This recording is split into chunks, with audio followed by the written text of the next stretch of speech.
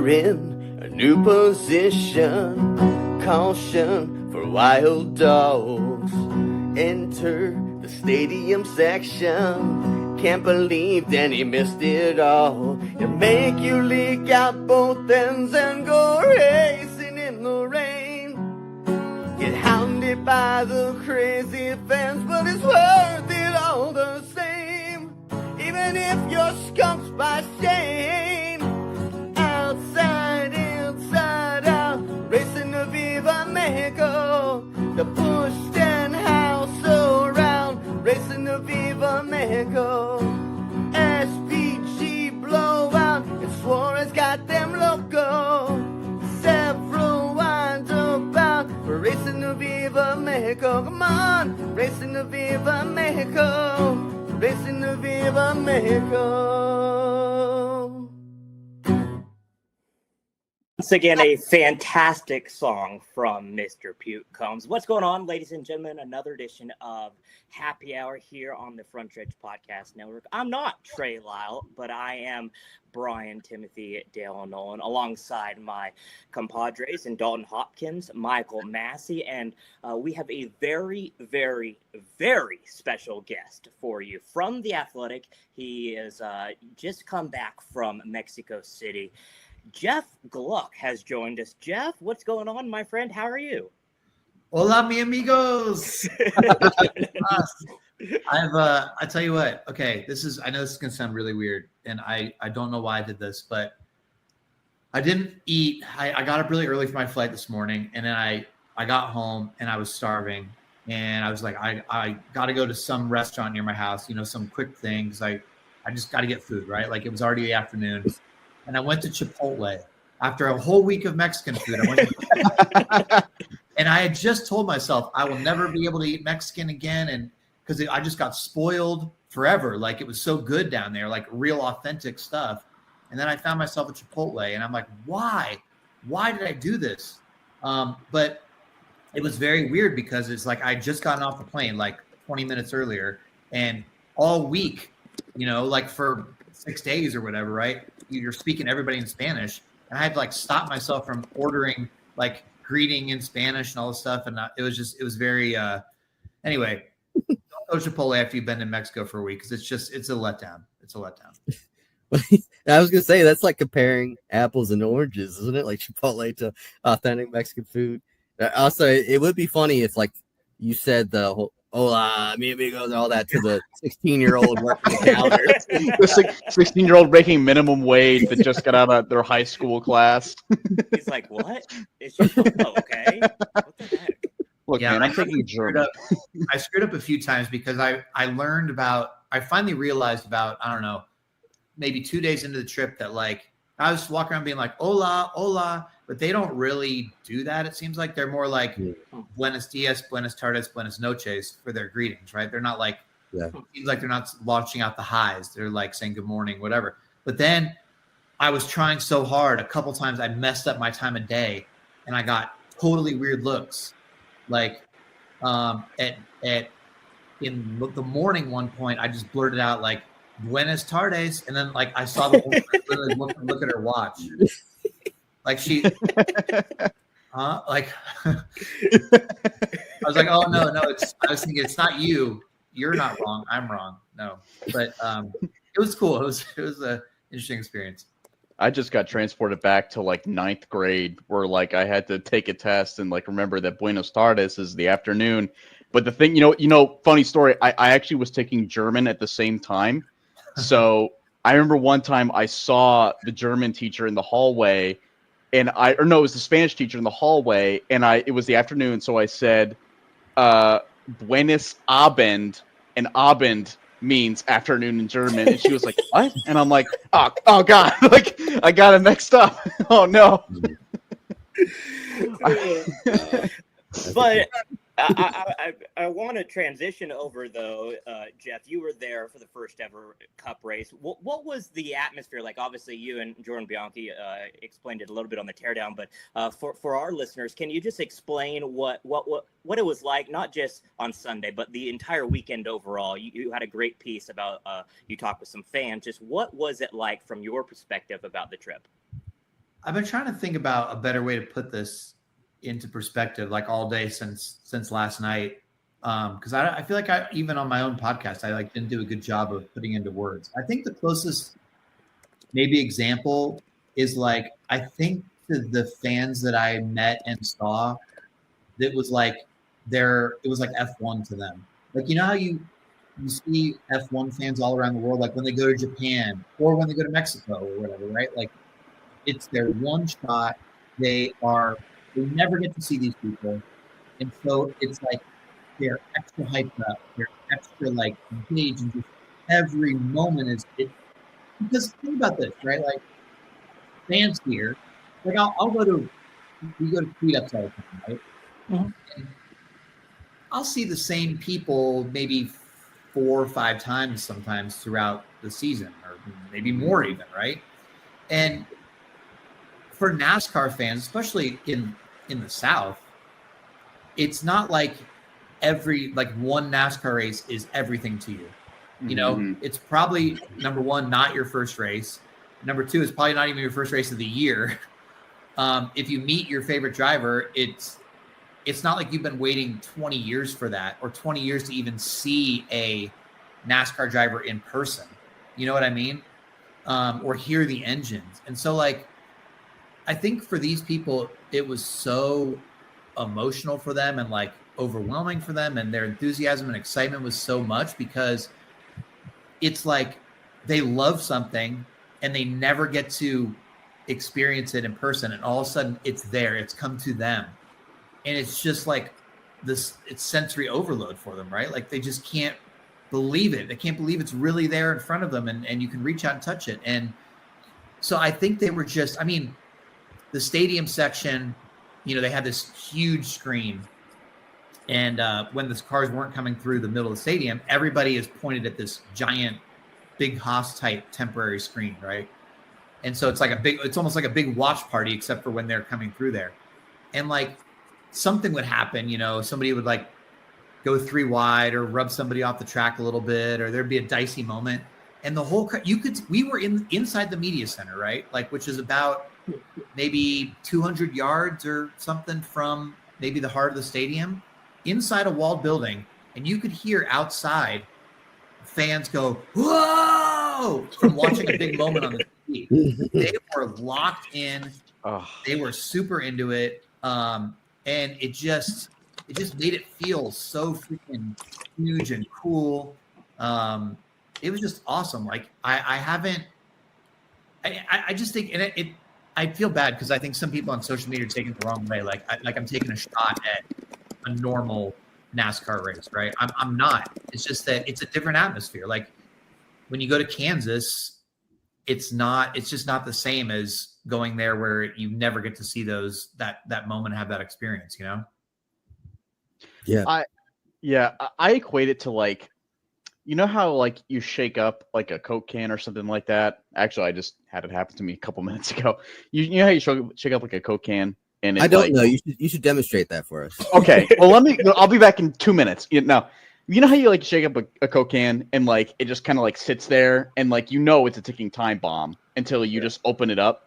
I feel like that's what the atmosphere or like the fan base in Mexico is like towards NASCAR, because they were just sitting there waiting, you know, like waiting for a NASCAR race to come to Ciudad de Mexico.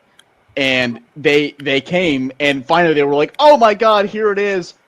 All of us need to go right now. We all need to experience every moment of it. We need to see everybody. We need to see every single driver, Daniel Suarez, Shane Van Gisbergen, Ty Gibbs, every single driver, Zane Smith, Todd Gilliland, everybody, Jeff Gluck, everybody that's there, that's a part of NASCAR that we have been following for years now, and we need to go experience it as much as humanly possible. And I feel like that's what we saw.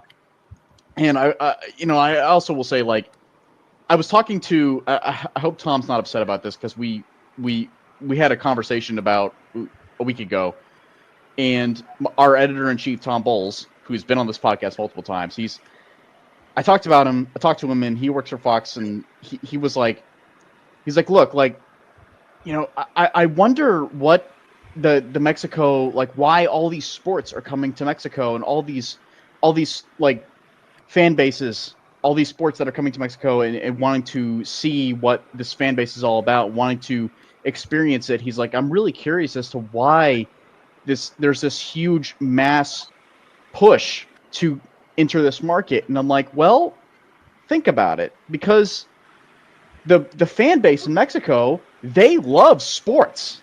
They're all about it. They love sports. They're so passionate about what they see in front of them. I mean, that's why. I mean, I'm a UFC fan, and that's why the UFC just went there, because they love. There's a huge passionate fan base about Mexican fighters in the UFC, and there's a huge fan base for Mexican race car drivers. I mean, think about Pato O'Ward in IndyCar. He's like the second coming when it comes to the Mexican fan base. So I can understand why NASCAR wants to break into this market, and we just saw it this past weekend. I mean, Daniel Suarez, he just won the Xfinity race, and that was such a huge moment. I mean, Jeff, what was your experience when that happened? Dude, I just almost got goosebumps again thinking about it, because it was so. I wasn't there. I haven't really been around for some of like the all-time great sentimental moments. Like I was too late. I was late on like Dale Jr. Pepsi 400 kind of thing to hear those kind of crowd reactions. And I saw, there were some cool Dale Jr. wins in sort of the peak, but like my first race was 2004. And then, shortly after that, within 4 or 5 years, it started to tail off a little bit. And, there's been some cool moments, but like there hasn't been sort of like these sentimental type emotional wins, I think, a lot in NASCAR over the last decade plus or whatever. And I went out, Jordan and I, we were like, all right, like we got to write an article off this, right? Like this is going to be a big deal. So we'll write an article. And it was like, who wants to write it? It was like, you know what? I don't care. We're both going. Like we'll come back and write it in a minute, but I'm not missing being in the state. If he wins this with like, it was like 4 laps to go or whatever, I'm like, I'm going to the stadium. I will come back as soon as I can to write the article, but I'm not going to miss this moment in hearing the crowd in person. And man, it was just one of those moments that, how rare it is when the crowd, all those cars are coming to the stadium and the crowd is cheering louder than the engines.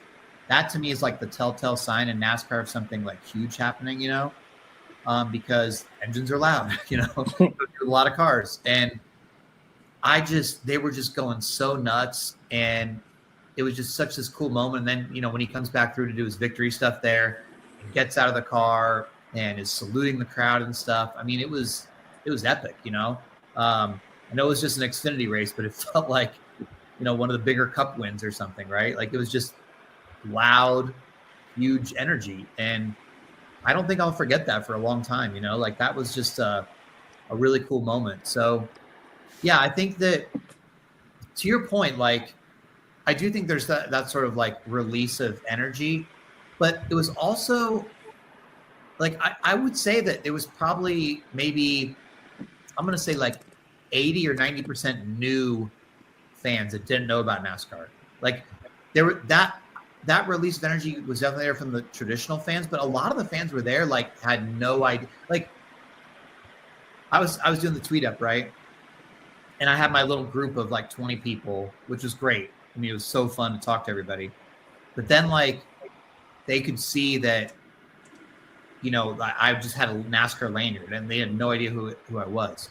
Because like one woman, like they started asking for pictures and autographs and stuff. So I don't know if they thought I was a driver or just anybody that worked in it or whatever. But like I was signing like the outside of die-casts. I was signing. That's awesome. That's so cool. Again, like, and then somebody was like, what's your name? Like after they asked for my autograph, who are you? Basically, right? But they were just, and then I pointed at my hard card and stuff, and they're like, "Oh yeah, can we get photo?"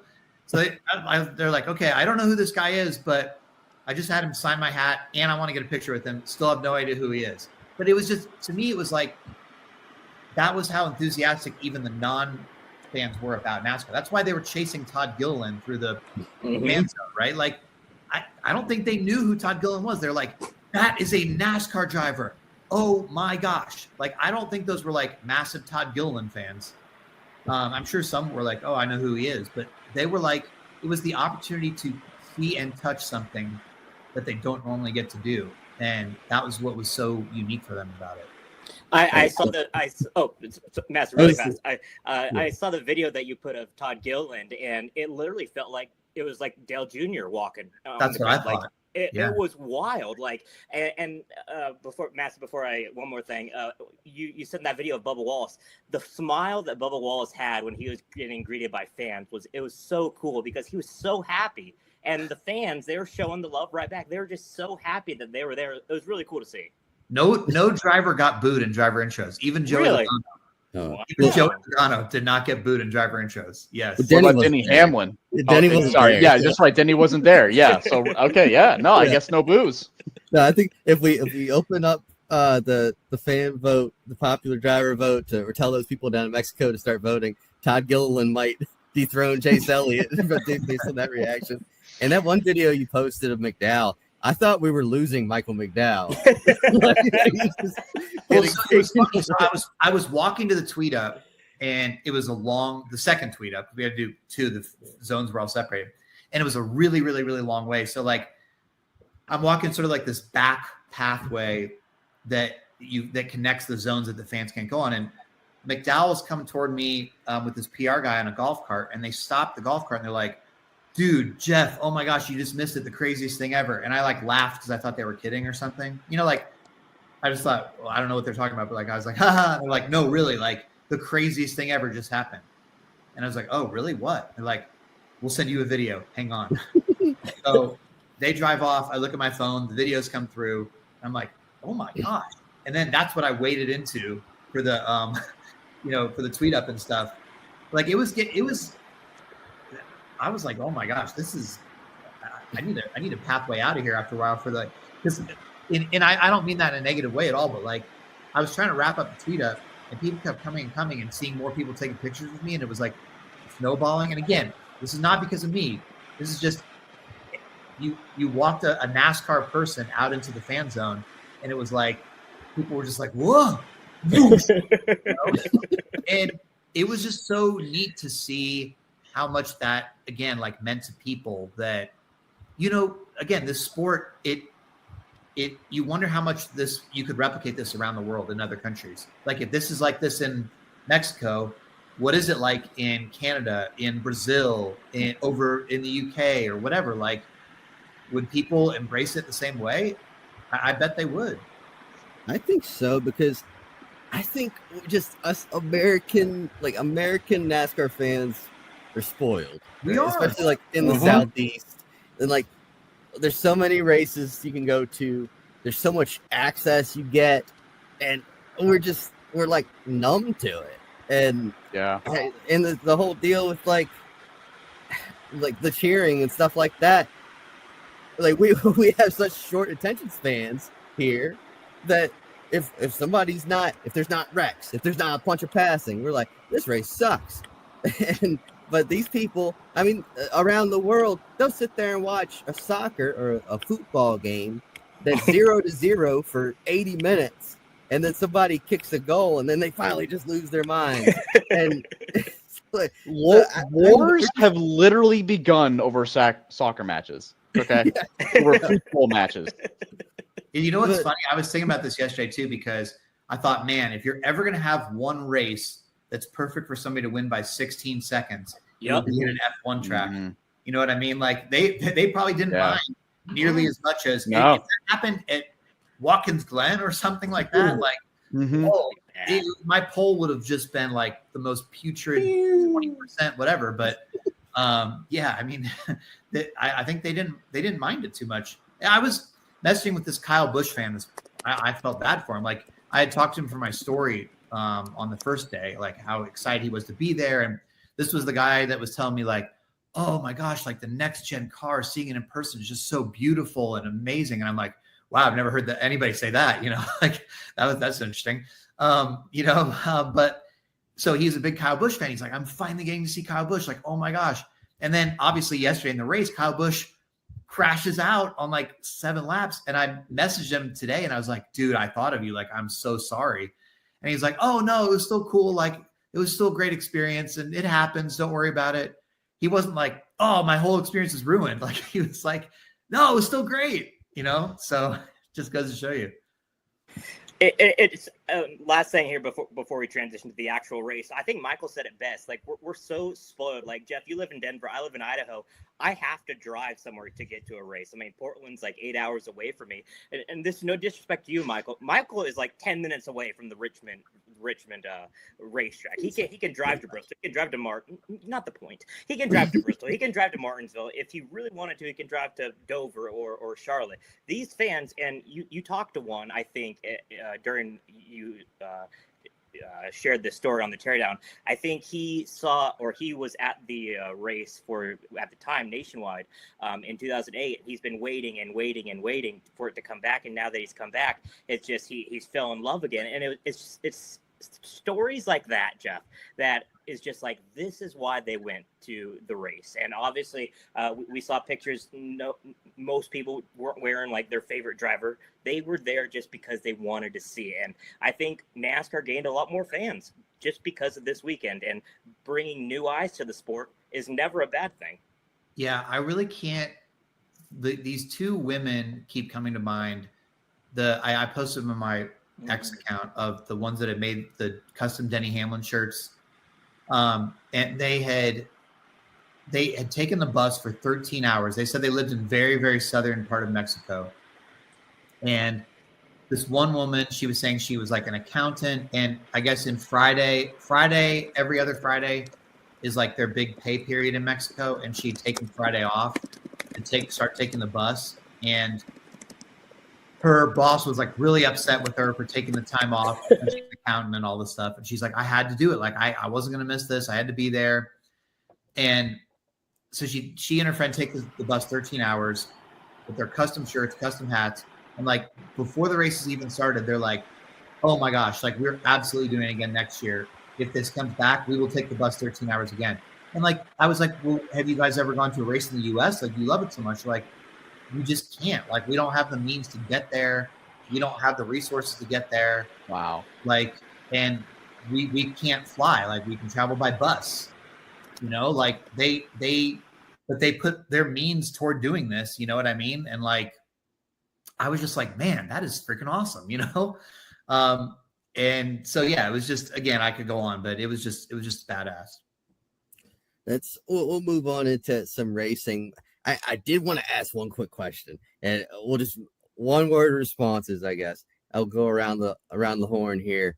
Of the big 3 gambles NASCAR's taken recently, Mexico, the Clash, Chicago, which one do you think has been the best? Like, the best? Great question. That's an awesome question. Yeah. Oh man, I've only been to one of them, so I've been to 2. Been to two as well. Man. I saw you at the Clash, Jeff. I saw you jamming out to Wiz Khalifa. So. Yeah. Here's the thing that's like, did the Clash work? I don't think it did really. I think it opened the door. It opened the door to new opportunities. And that's why we have it at Bowman Gray now. Did Chicago work? I mean, like, yeah, I think it. I mean, we're still there, aren't we? If we're gonna stay there for next year, $1 a year on it, and it seems like this is gonna be the last year. And yeah, they were plagued by weather, but did it? Maybe it opened the door to street racing. I guess. Mm-hmm. With it still being too early to tell with this Mexico trip, I guess I would say Chicago, because it proved that NASCAR can do street racing. I don't know that, proving that they could race in a stadium is something that, they're that. I mean, Bowman Gray aside, like, it doesn't seem like they're eager to like go back to another state. Like, the racing wasn't that good, I guess. So, yeah. Trent also just up that Trenton, our producer, just brought up a good point. Yeah. So, I mean, I think Chicago's probably the leader in the clubhouse right now. I mean, I don't think there was NASCAR, we thought they could go international. It wasn't like the massive feat that Chicago was. Just pulling Chicago off in the middle of the city, that's a pretty legacy moment. So I guess I'll say that. I don't know. What do you guys think? It's so tough. Like Chicago, I don't know why, but that's always just like one of my favorite races of the entire year. Is just the feeling that you can walk out of the track and there's like literally like a pizza place like right there. You can walk to your hotel, and it's really it's so unique than any other race that we go to. And I honestly kind of Trenton said it best. It kind of introduced the world to SVG. Like obviously, like Australia, New Zealand people, they knew who he was. We didn't know. And he first ever start, wins the race. Hello, SVG. So, I mean, I think it was Chicago. LA was cool and everything. And then Mexico City was amazing. But then again, it was only the first year for Mexico City. Dalton, Massie, I'll go Chicago. I was trying not to laugh there because you're like, I think Chicago is the best because you get pizza. Well, like that's yeah. All right, look, deep dish pizza is the best pizza. Okay, there's no doubt about that, and I'm very excited to try it when I get to Chicago this year. So, thank you. But seriously, though, what about you guys? Chicago. I agree with Chicago on the main reasons you said, and just Jeff, you said that on your podcast that the crowd wasn't like as big in Mexico as you thought it would be. The TV did a good job of masking that because it did look packed on the Prime broadcast, but I think there was a decent amount of people, but it wasn't overwhelming. And I couldn't get this confirmed, so I didn't want to say it on the podcast. I've since gotten another tweet from another Mexican fan that said something similar. So I'll throw it out there with a caveat that I didn't check this myself to actually compare the prices, but I had two of the Mexican fans tell me that the entry-level price for the NASCAR race was the same as the entry-level price for F1. So wow, the promoter priced NASCAR like they were pricing F1, and that wasn't going to fly. You know what I mean? Like, with a lot of the fans. I do know that, one of the Mexican journalists who I had befriended at Indy 500, there's a bunch of them there. Oh, yeah. And so I was talking this weekend again, and he was just like, yeah, I mean, they priced this at the entry level ticket was $60, and that's too much for people here. Like we can't, we don't do that. And so he felt like they priced out a lot of fans. And so, I think if they had maybe a different price point or been like a little bit more, I don't know, realistic, maybe about what kind of audience NASCAR would bring. And, there's not a hardcore NASCAR audience there. You're trying to grow it. You know what I mean? Like maybe you could have gotten more. I don't know. Yeah. To put some perspective on that, like about the price point, I remember when I was in Mexico several years ago, taking a cab ride from like a village to Oaxaca City. And I remember hearing the price, and they're like, I can't remember the conversion rate exactly, but they're like 300 pesos or something like that. And I'm thinking, oh, that's expensive, but it's like $3. So like, dude, let's put that in perspective to what what would a cab ride cost here to drive like from a town into a city? And, so $60 would be like $300 or something here.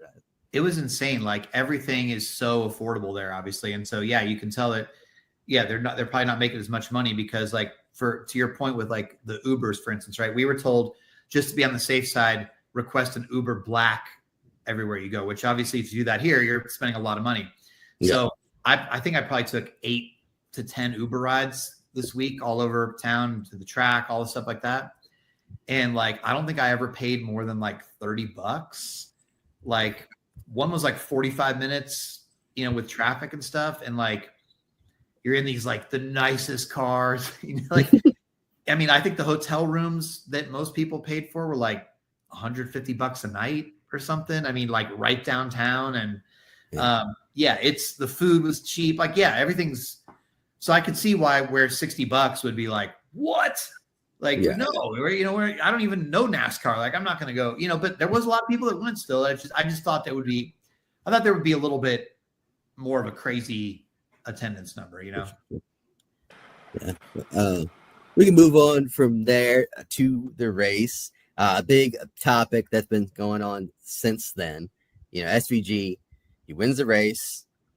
He punches himself into the playoffs from 33rd in points. People seem to, I don't know, it's mixed reviews, but I feel like the backlash isn't as big as it was a year ago when Harrison Burton was 32nd in points and won his way in. 34th. So, what was Damn. it? 34th? 34th when he won.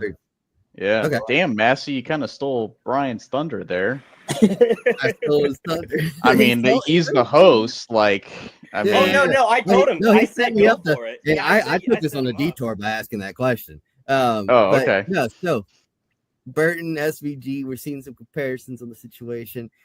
How do you guys feel about this whole deal of, I don't know, is SVG's better than Burton because it was like a dominant road course performance, whereas Burton was like a super speedway, he wins to get in, or is it the same because they're both very low in points? And should we be celebrating this? Should we be skeptical? I don't know. What do you guys think? I mean, I can start. I mean, this is what we kind of expected. I mean, SVG has, I mean, not trying to be rude, but realistically, 5 good opportunities or 6 or how many ever road courses there are. Like when we go to Chicago or Sonoma or Watkins Glen or Coda or Mexico City, what the favorites are going to be including SVG. And so did I expect him to beat the field by 18 or so seconds or 16 or whatever it was? No, I expected him to win though. And so, I mean, with Harrison Burton, there's a plethora of factors. It was a super speedway race, obviously. And we were all like, okay, sure, he won a super speedway. For SVG, we know he can contend at these other road courses. I don't think people really thought that Harrison Burton could contend anywhere else. Am I making too much sense? Or am I not making any sense at all, Jeff? But I feel like this is really this is what we were expecting, was SVG competing and potentially winning most of these road course races. Yeah, I think it's not a surprise at all, right? Like, because I mean, I picked to make the playoffs this year. I'm sure a lot of people did, based on like, well, he's probably going to win at least one of these. He's probably not going to be great on ovals. He's still learning, right? So like, you would have thought, okay, I don't know if I thought he'd be that far down in points, but it has been a pretty competitive season. I mean, I don't think people thought, like, for instance, like Ty Dillon was going to run as well as he has at times, right? Like, I don't think that. I mean, look, Brad Keselowski is behind SVG in points right now, right? And if Brad Keselowski won a race, would there be an outcry of like, oh, Brad Keselowski was 32nd in points, he shouldn't be in the playoffs, he won a race? No, I don't think so, right? Like, it's been very competitive in the middle of the field. I don't think that it's not like it used to be where there's a bunch of back markers and if somebody's down that far that they suck, right? Like, I think it's a different circumstances now. So, and also, by the way, like, by the time the playoffs actually start, when all these road courses have actually finished, he'll probably be up in the 20s in points, right? So but I do think the circumstances are different as well. And like, this was a guy, it wasn't like, I'm not taking anything away from Harrison Burton's win. He won fair and square. He put himself in position. He missed the wrecks. He timed the run at the right time. He did everything he was supposed to do.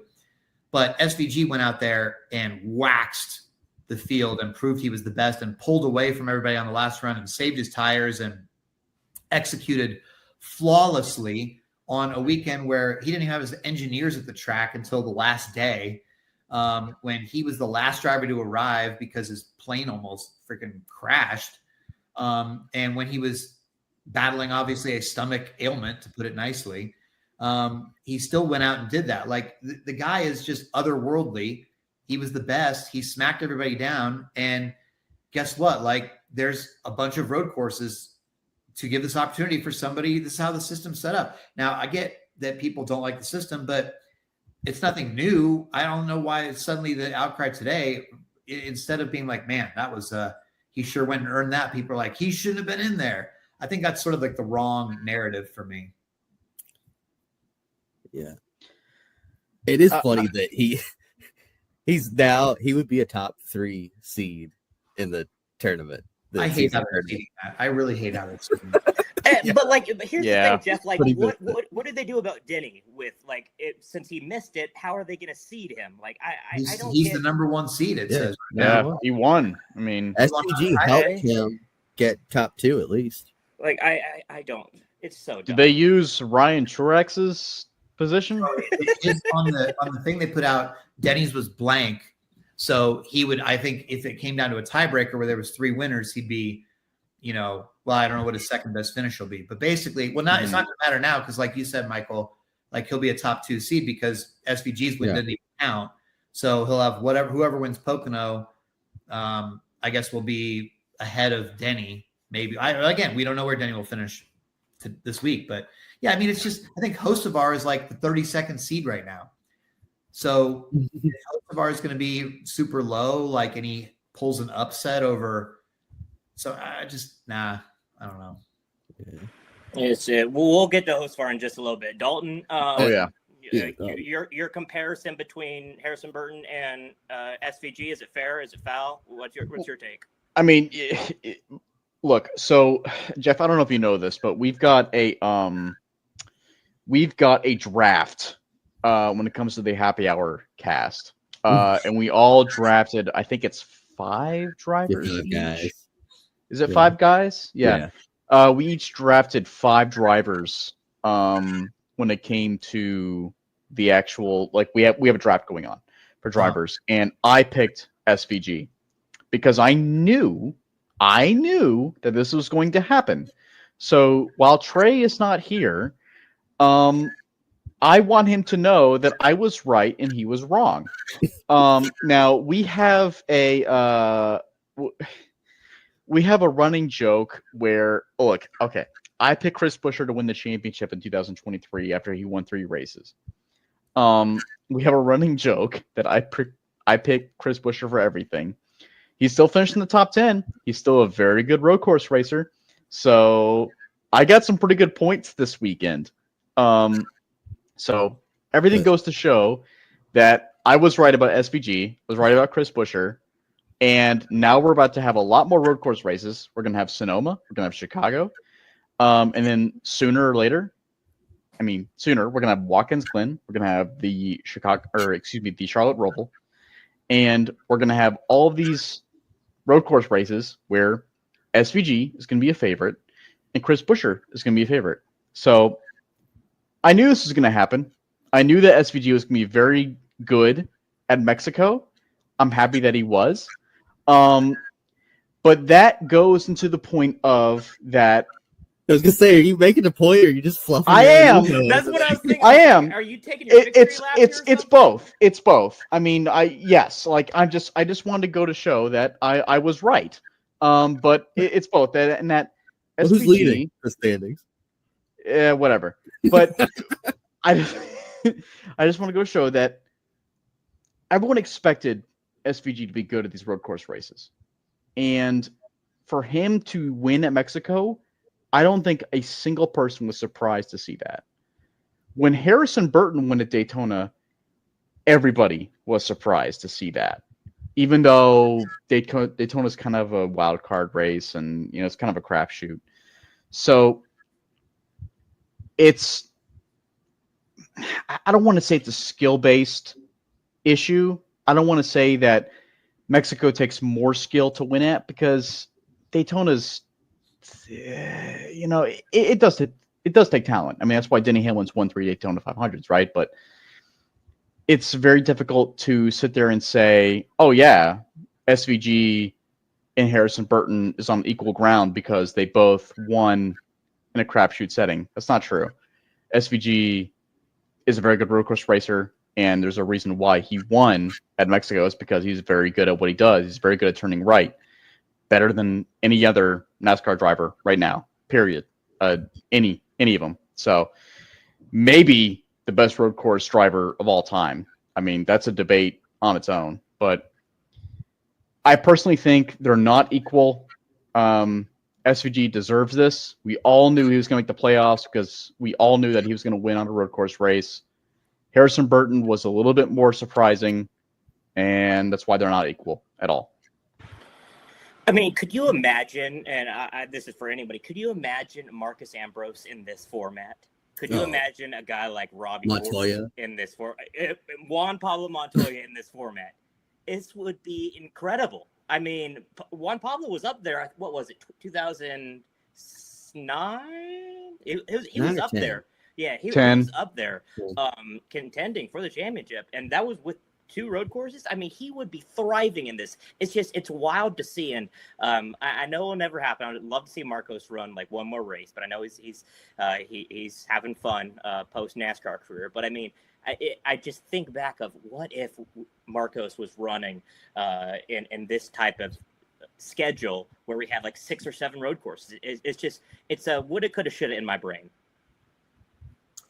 Yeah, I do think, first of all, I mean, I think the conversation about the best road course driver will be really interesting going forward because I think you'll see him win a lot more, and it'll get lost to some of the newer fans that there only used to be 2 road course races a year and all that stuff. But still, like, I mean, even when Ambrose was around, yeah, he was amazing. And I would say that he was the best up till SVG. He's the best road course racer I've seen, but SVG is doing stuff that I think even Ambrose didn't do it. The way that he is, the way that his car control, the things that he can do with that.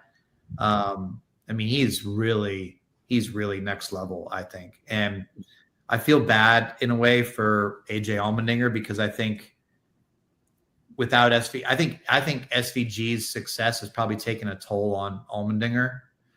I think it's probably hard for Allmendinger to be like, man, I should be right there with this guy. I should be, and it doesn't go well. It doesn't go that way. And everybody's like, man, SVG, bow down, that's gotta be tough because you could say the same thing you're saying about Montoya and Ambrose for Allmendinger. Oh, Allmendinger in this format should win one of these road course races, right? But like, it's not that easy, but SVG made it look easy yesterday, at least.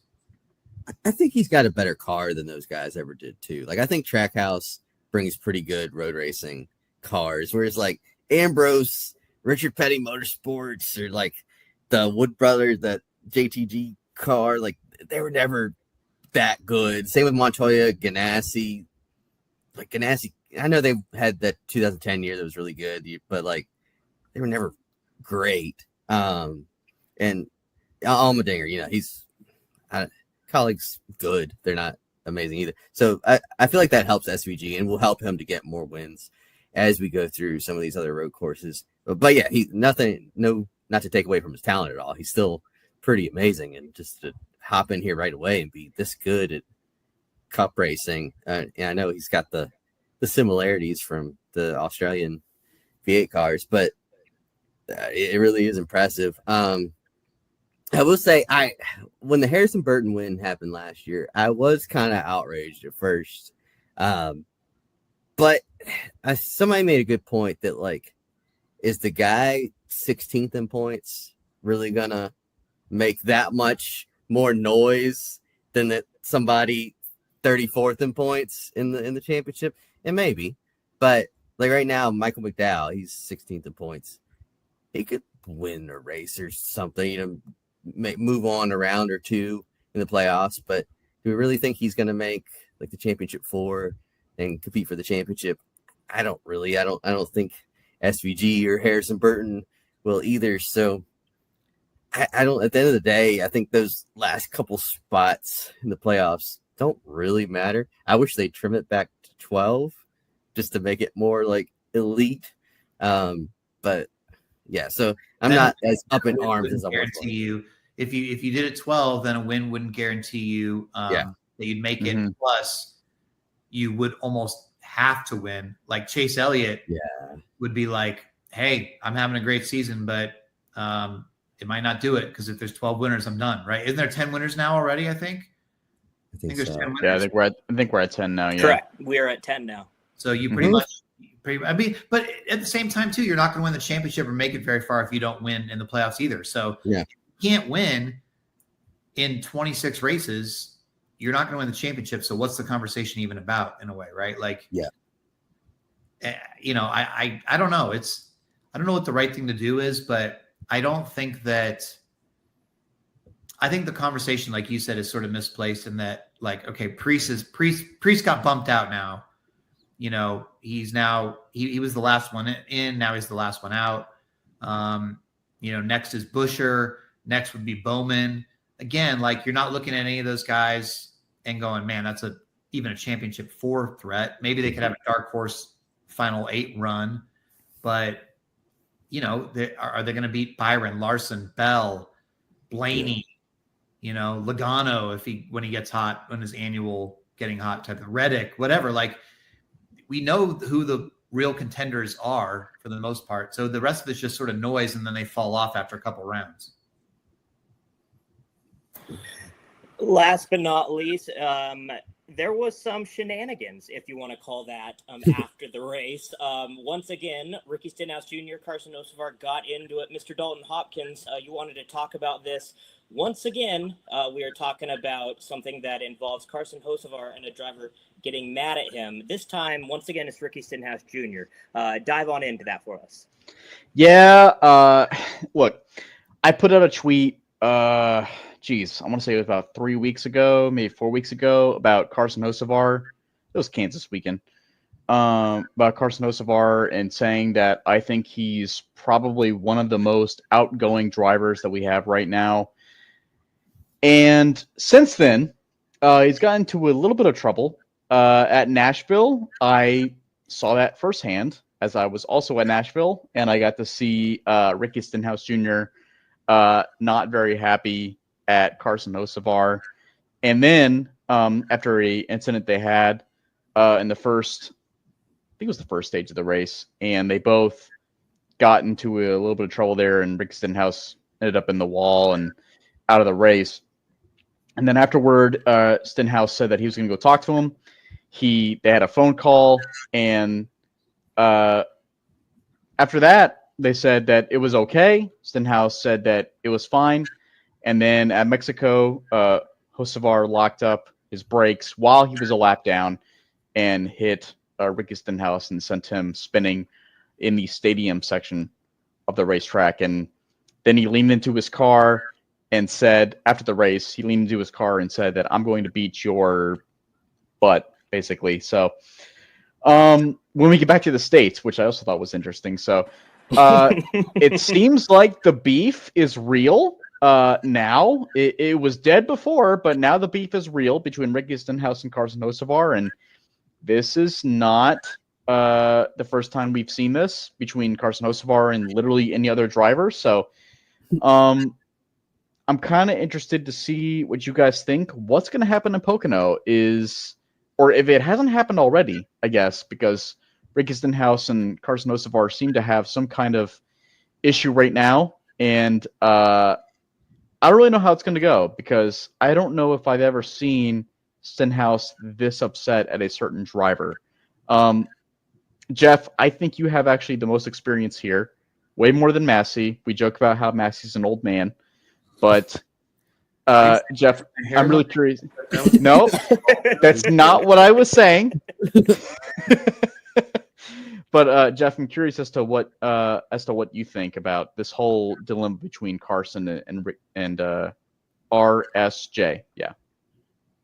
Well, I think that Ricky is a person that has a lot of pride in like making sure that if he's going to make a threat, he follows through. And so he was willing to say at Michigan, all right, it's not going to do anything for us if we get into a back and forth right now, because I'm trying to make the playoffs too, right? Like, but if you do it again, we have a problem. If Ricky now after this too, if he doesn't do anything this time, it's just going to seem like it's a bunch of empty words. And I think he's sort of one of those men who like lives by the code of like tough guy code. You know what I mean? Like you're not going to get in a situation where he talks a lot and never backs it up. Like he's going to back it up. Look at what he did with Kyle Busch again. So I think that Carson better watch out. I don't know how Ricky does it at this point. I understand not wanting to be in a Mexican prison while the whole industry leaves you behind. But I I also think there's a little bit of a reach issue because Carson's pretty tall and Ricky's not as tall. So he's going to have to get him down to the ground or something. But I would definitely watch my back if I was Carson. I definitely think Carson is not going to be happy with himself that he got into that situation totally unnecessarily. Like you said, he was a lap down, just a moment that didn't need to happen, right? Like, and he took out the one guy that he really couldn't afford to take out. So yeah, I don't think Stenhouse is going to let this one go. I really don't. I don't know what form it pops up in, but I'd be a little bit concerned now if I was Carson. It's a little bit of karma because I remember a race last year where Ricky was a lap down and wrecked someone, and it led to a crazy finish at Richmond. So it's a little karma there for him to get wrecked by a lap down car. I'm with you. I've seen people say like, "Oh, he's being a little B-word because he ran at him in the car while he's still in the car." And which first, he didn't attack him. It's not like the Clint Boyer, Ryan Newman thing where he's punching him while he's still in the car. He did grab his helmet, I believe, and just yelled at him. And then, it, like you said, the reach. If he lets Carson get out the car, Carson could probably just do the like the big kid to the little kid where you just grab their forehead and you're just holding them back. But Ricky's he's a tough guy. I'd say he's one of the more fit NASCAR drivers out there. Yeah, for sure. And, sure. Yeah. So like if they did start fighting, it might be interesting. I don't think anything's gonna happen because like I don't think he's gonna like intentionally wreck him at Pocono because he tipped his hand on the radio saying like we'll get him at Pocono. And I know he's like a man of his word, but NASCAR's gonna be watching him now and like they're gonna come down hard. And it's the second guy that he said a couple weeks ago after he the first time he's like, I don't want to get fined $75,000 again. So maybe now that he's the Wilkesboro thing, when he punched Kyle, he's sitting there stewing on it for hours. Now he's going to get back home, get to sleep in his own bed. Maybe he'll cool off a little. So I don't think anything's going to happen, but hey, maybe he'll surprise me. I like Jordan's idea, Jeff, of he should wear the cargo shorts into Pocono on Saturday morning and just get ready for it. But I mean, I don't think he's gonna do anything in Pocono. I don't think he's gonna do anything in Atlanta. Maybe Chicago.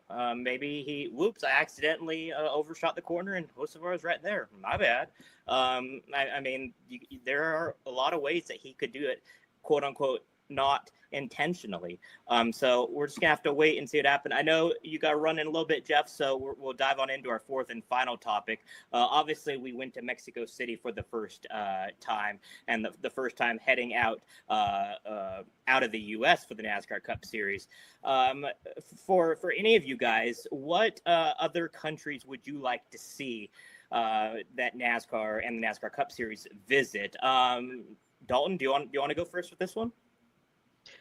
Yeah, I think, look, like when it comes to Mexico, I think that was a fantastic experience, right? I mean, Jeff just explained it to us that everything was great. The fans are great. And I think, if anything, if we're going to go to a different country, I think it has to be in addition to Mexico. I don't think it has to be a replacement. I think Mexico needs to remain on the calendar when it comes to whatever NASCAR leadership wants.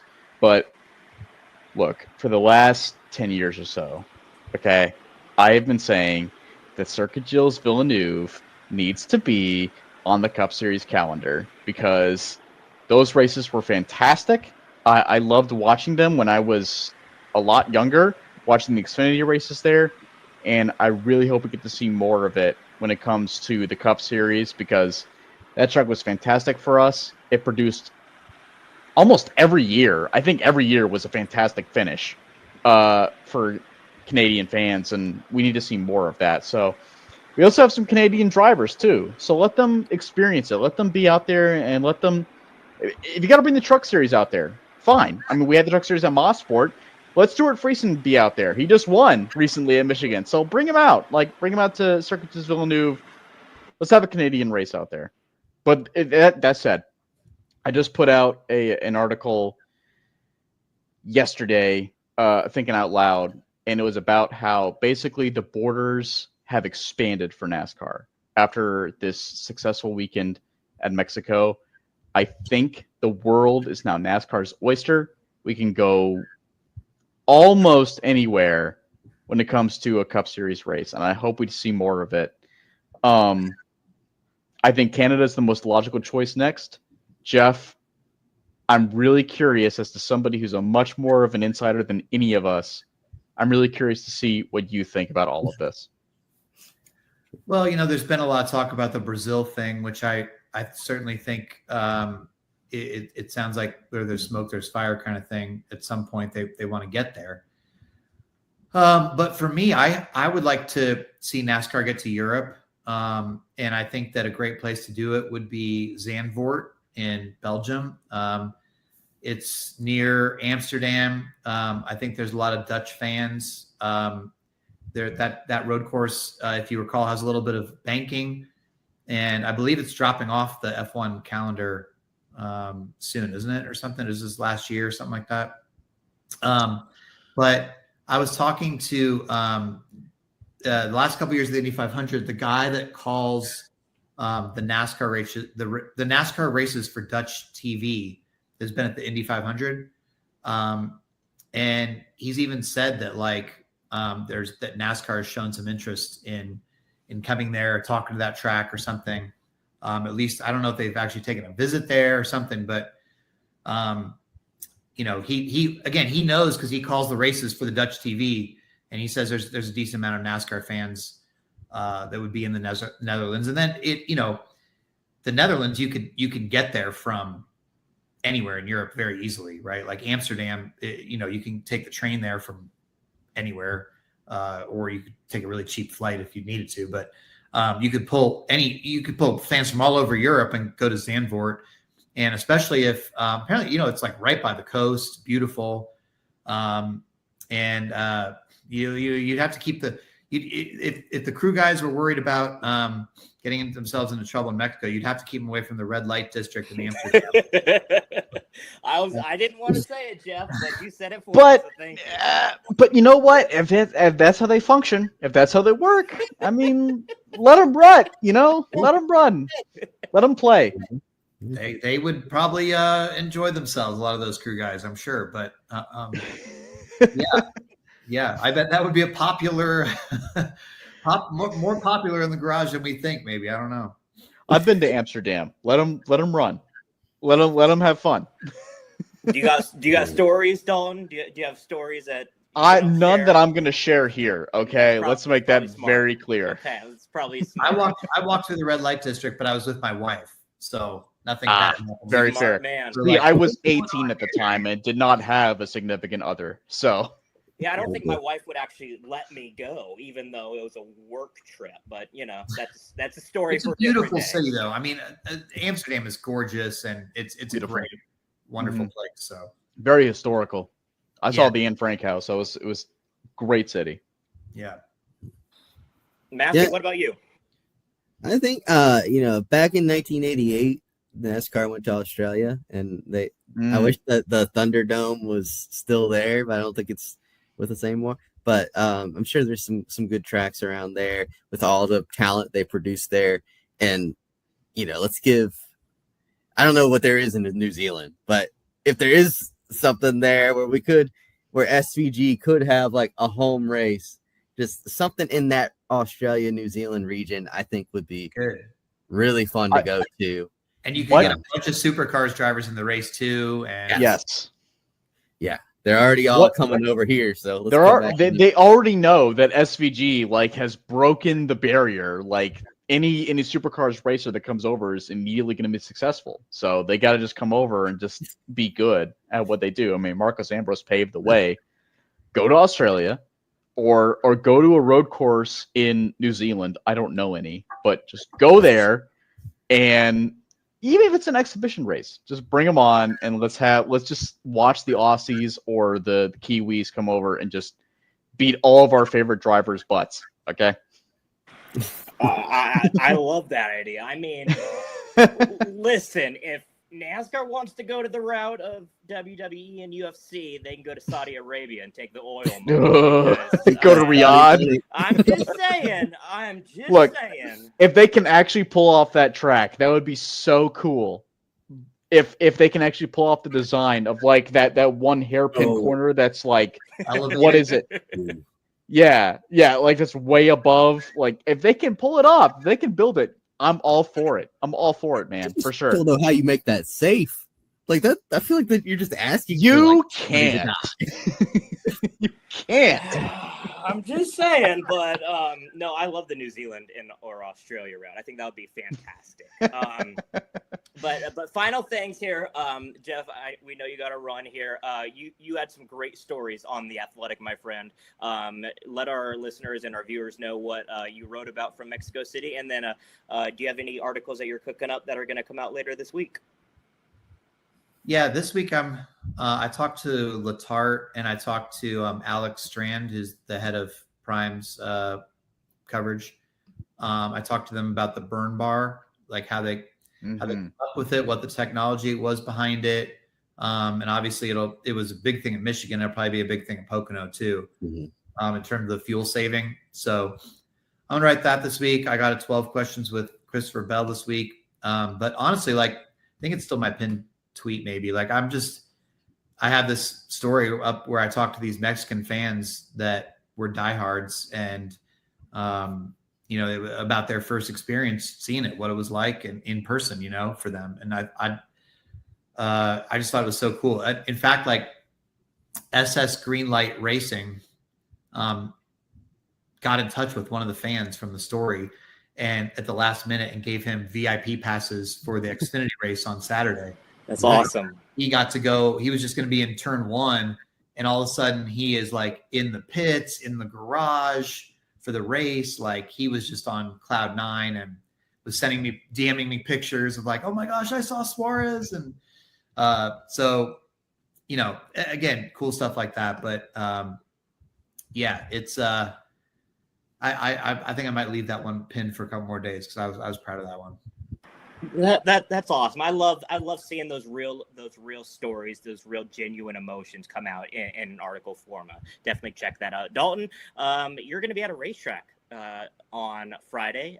What are you going to be cooking up? And then what articles have you written in the past 24 to 48 hours? Yeah, like I said earlier, I wrote an article on the future of international racing for NASCAR. So go check that out, called Thinking Out Loud, The World is NASCAR's Oyster. I love that title personally, but I got a busy weekend ahead of me. I'm going to Pocono. I am super excited because I love Pocono. The last time I was there, I was with Massie. I will be there by myself this time, unfortunately. So, but I'm very excited to go see that because, again, I love Pocono. I love the area. I'm very excited to go out there and check that out. Jeff, are you going to be at Pocono? Do you know, or is it you or Jordan? Jordan is going, but I'm looking up. I want to make sure I get the name of this right. Have you ever been to Nick's Lake House in Lake Harmony, right near Pocono? Oof, that does not ring a bell. Okay. If anybody's going to Pocono, go to Nick's Lake House. I'm very late to discovering this, very late. But it's a restaurant that has a little outdoor, actually a big outdoor porch with like some live music. It's sort of like an old school restaurant right on a lake. And you sit out there and it's the summer, beautiful Pocono, Pennsylvania mountain vibes, mountain lake, great, drinks, live music, lively atmosphere. You're just like, are we really near Pocono right now? This is freaking awesome. That's my number one Pocono recommendation. So Dalton, please, if you have a chance for a dinner, I will go to Nick's Lake House. Done. And I will say, I have I don't know if it's a gift card. It's like a scratch card that Massie and I got in 2023. We went go-karting with SNS with Zach Sterniolo's. Zach Sterni. We went with Zach Sterniolo. Okay, Jeff already knows. It's the one where they salt. It's a triangle. It's a garage. It's a literal garage that they salt the racetrack. And it's almost like a dirt race where you have to like counter the steer. But we went there with Zach Sarniolo, good friend of ours, and Josh Williams as well. And I have a gift card for like 3 more races, and I need to find it because I fully intend on going back there because how cool is that, for one? Yeah, We don't have anything like that down here in Daytona. So I very much want to return there. I'm very excited for that. And expect plenty of coverage as well from Pocono. I've got some good stuff in the cook. A lot of stuff that's coming out within the next week or so regarding some special stuff in the truck series. And, of course, the sidebars that we have putting out after each race, the truck series, Xfinity series, and the Cup series this weekend. Last but not least, Michael Massie, you were at the Cars Tour this past weekend. Are you going anywhere this upcoming weekend? No, but this weekend or this week, I'm working on compiling. I got our staff to vote on the top 10 prospects coming up to the rankings. So we're gonna have some articles coming out on that, write-ups on show the results for those. I think you can probably guess who positions 1 and 2 are in the prospect rankings based on how the truck and Xfinity series seasons have gone so far. But yeah, it's fun compiling that. I always love those lists. That's good. Mm-hmm. Well, so make sure to stay tuned to frontstretch.com for that article. And once again, be sure to follow us on our YouTube channel, youtube.com/frontstretch. Once again, Jeff, thank you so much for coming on the program. It's always a pleasure talking with you. We appreciate you and your friendship. And hopefully we will see, at least me and Dalton, will see you in Chicago. Sí, gracias, mi amigos. Hasta luego, mi amigo. Buenas noches. Buenos noches. I didn't take Spanish in high school. So for Jeff Gluck, Dalton Hopkins, Michael Massie, I am Bryan Nolen. Thank you so much for joining us. This was another